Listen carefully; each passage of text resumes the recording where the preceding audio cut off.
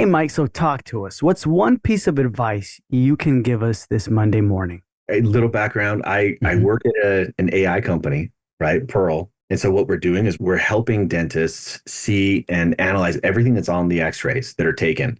And oftentimes, it's really interesting, but oftentimes I talk to dentists who say, you know what? I've been looking at x-rays for the last 20, 30 years. I don't need help. I don't need technology to help me look at or diagnose or find things on x-rays. I never miss anything on my x-rays.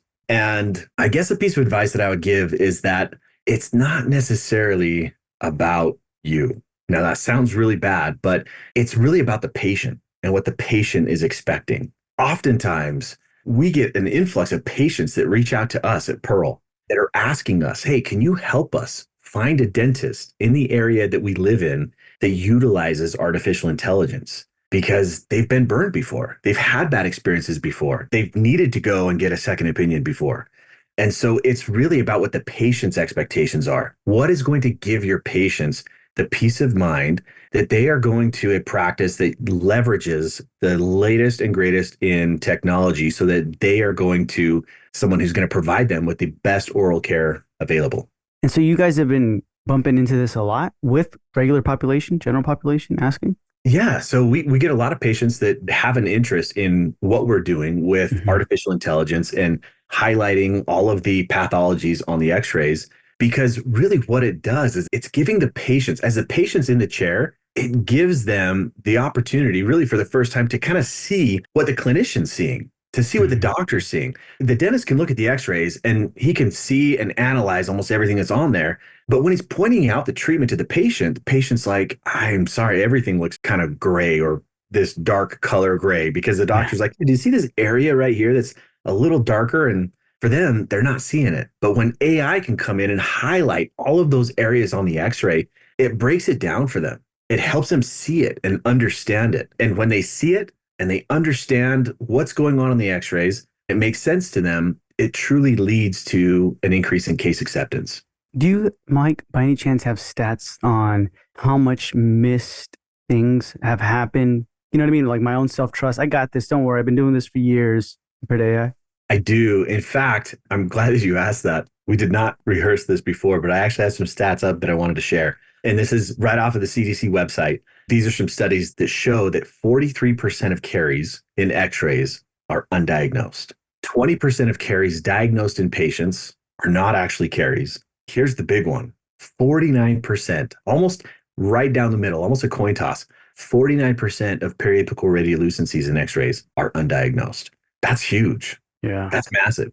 And even if it's just one that's missed, now, unfortunately, we're seeing it more than ever. We're seeing law firms that are advertising to patients saying, hey, did your dentist miss this or miss that? Because if so, click here and submit a claim and we're going to go after them and get you some money. It's unfortunate, but that's really the way that things are going. So this just allows that second set of eyes, that peace of mind, especially as you have associates, you've got other people working with you in the practice to make sure that everyone is seeing all of the different detections. It's not diagnosing, but it's just helping highlight and find things earlier or sooner than the human eye might be able to. The human eye can only see between 30 and 50 different shades and tones of gray. Artificial intelligence has the ability to really pick up and highlight between 500 and 700 different shades and tones of gray.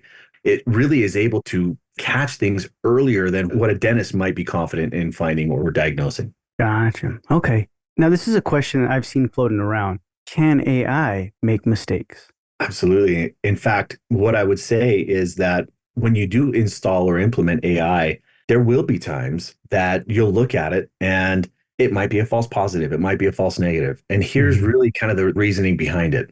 If you go onto your phone, your Hmm. iPhone, and they have that search in your photos, you can go to your photos and you can search and type in something fairly generic into the search. You can type in like a dog or a cat, and Hmm. it's going to go in and it's going to give you all of the pictures, all categorized, all bunched together, all the pictures of dogs in your phone. But you might have a couple of those that are going to be cats or might be deer or might be something else, but it looks very similar to that. Now, this is where it's not a replacement for the doctor. It's not a replacement for the human eye, because if you look at that, you can easily see, oh, you know what? It's actually a deer. It looks like a dog, but I can tell that it's a deer. The same thing applies with the x-rays. Sometimes the x-ray might be taken on poor angulation or with a lot of overlap, and it might pick something up. But looking at it, oftentimes the doctor will say, well, yeah, I can see why it might be highlighting or showing that as caries, but I know that there's just a massive area of overlap or something else that they can easily see and pick up. So, would you recommend if we're utilizing Pearl or AI, right? We use it, hey, this is our first round, and then I will double check it as a doctor and make sure it looks good, or the other way around. Because it works instantaneously, I would almost suggest look at the areas that the AI is saying, hey, there might be a caries lesion here. Very Mhm. similar, Michael, when you go through like TSA at the airport, you walk through that scanner. And when you walk through, there's a little box that shows kind of an outline of a person. And it shows a little box to the TSA agent saying, hey, you should probably check this area.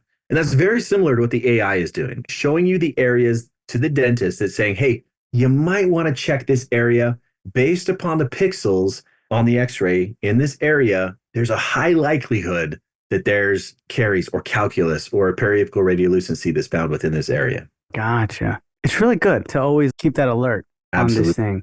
And so with AI, you mentioned that patients reach out to you. Is there a specific thing that you guys do where you're like, hey, there's doctors near you who have. So we don't have anything that's programmed yet that we have released. Probably coming soon. Kind of a little teaser there, but it is something that AI is huge in medicine. We talked about this right before this podcast, where it affected me as well. In fact, my wife's breast cancer was missed on a mammogram. And I started researching where is AI in mammography. We're seeing more and more of it, but patients are aware of this. Patients know that AI is here to stay. It is really elevating the standard of care because humans are prone to mistake. Humans are prone to errors and missing things. And the AI is really kind of that unbiased, able to just highlight all the data that's shown and let the clinicians, let the doctors make the final decision. Gotcha. Can I ask, Mike, what made you, when it came to the breast cancer with your wife, get like a second opinion and not just depend on that one Yeah. doctor and say, hey, cool. Yeah, it's funny. There was a phrase that was shared with us when the oncologist showed us the mammogram. And then he said, we can do an ultrasound. We did the ultrasound, same thing. It's not really typical to what we see with breast cancer. And then he said, we can watch it. You're young. I wouldn't worry about it. You can come back next year. We'll get another mammogram.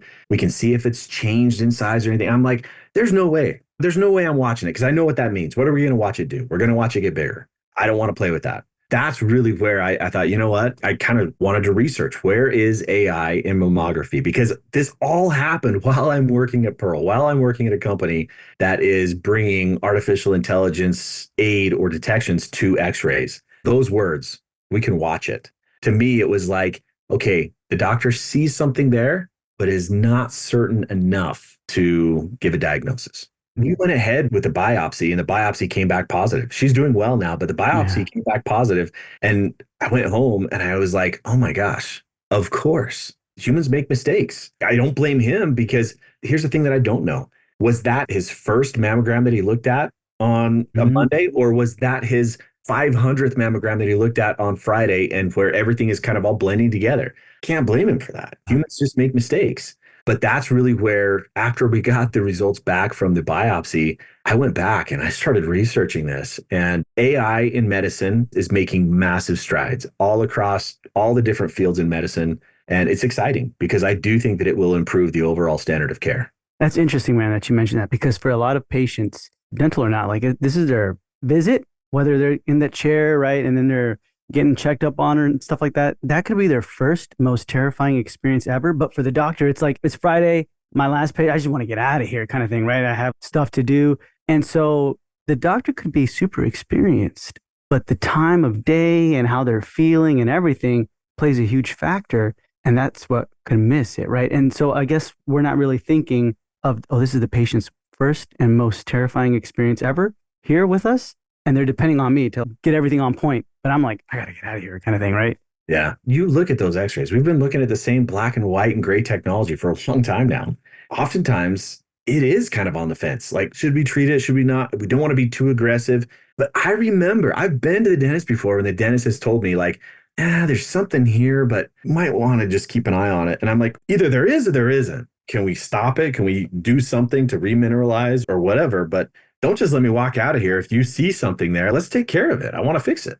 Yeah, 100%, man. That's true. Awesome. Mike, thank you so much for your time. I appreciate it. But if anyone has further questions or concerns, where can they reach out to you? Actually, you can go to our website, hellopearl.com. If you go to our website, you can sign up for a demo of Pearl, see how the AI interfaces with your x-rays and what it can do for your practice. So we really have designed different features and different tools for all areas of the practice, whether it's front office, whether you're a hygienist, or you're a dentist. We really have explored ways to leverage artificial intelligence to really increase overall efficiency and the standard of care in the practice. Awesome. So that's going to be in the show notes below. So you can reach out to Mike and get that free demo. Mike, thank you so much for being with us on this Monday morning episode. Thank you very much.